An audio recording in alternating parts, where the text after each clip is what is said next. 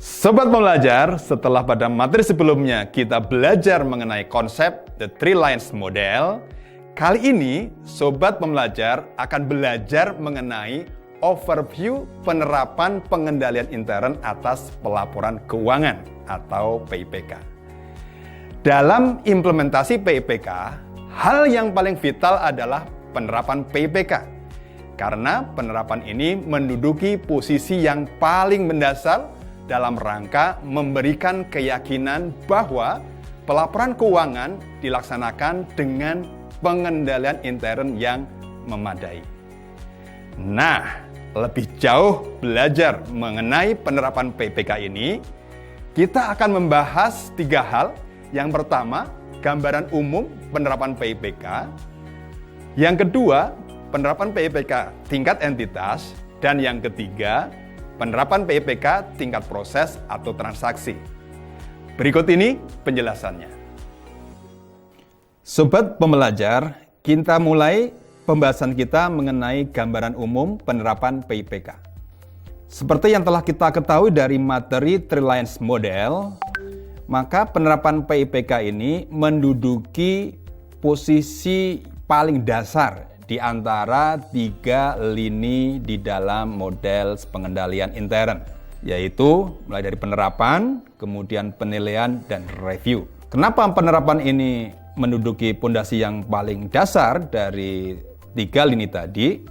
Karena penerapan ini merupakan pondasi dasar di dalam implementasi PIPK. Penerapan PIPK mempunyai tujuan memberikan keyakinan bahwa pelaporan keuangan dilaksanakan dengan pengendalian intern yang memadai. Dan penerapan ini dilakukan oleh setiap entitas akuntansi dan juga entitas pelaporan. Tujuan dari penerapan PIPK sendiri adalah untuk memberikan keyakinan bahwa penyusunan laporan keuangan yang dilakukan oleh pemerintah pusat telah dilaksanakan dengan sistem pengendalian intern yang memadai. Sehingga di dalam pernyataan tanggung jawab manajemen di dalam bagian awal laporan keuangan pemerintah pusat bisa dinyatakan bahwa memang penerapan PIPK ini telah dilakukan dalam rangka penyusunan laporan keuangan. Manfaat penerapan PIPK sendiri adalah yang pertama, meningkatkan efektivitas dan efisiensi operasi. Yang kedua, meningkatkan kualitas tata kelola dan sistem pelaporan keuangan. Yang ketiga, meningkatkan keandalan laporan keuangan. Yang keempat, terjaganya kepatuhan terhadap hukum dan peraturan perundang-undangan yang berlaku. Serta yang terakhir, meningkatkan reputasi organisasi dan kepercayaan para pemangku kepentingan. Prinsip penerapan PIPK sendiri terdiri dari 5 prinsip. Yang pertama, mendukung pencapaian tujuan organisasi. Yang kedua, merupakan bagian yang tidak terpisahkan dari proses organisasi dan pengambilan keputusan, khususnya di dalam perencanaan strategis organisasi. Yang ketiga, sistematis, terstruktur, dan tepat waktu. Yang keempat, mempertimbangkan keseimbangan aspek biaya dan manfaat. Dan yang kelima, menjaga kepatuhan terhadap hukum dan peraturan perundang-undangan yang berlaku. Nah, penerapan PIPK juga mempunyai keterbatasan meskipun telah dirancang secara memadai.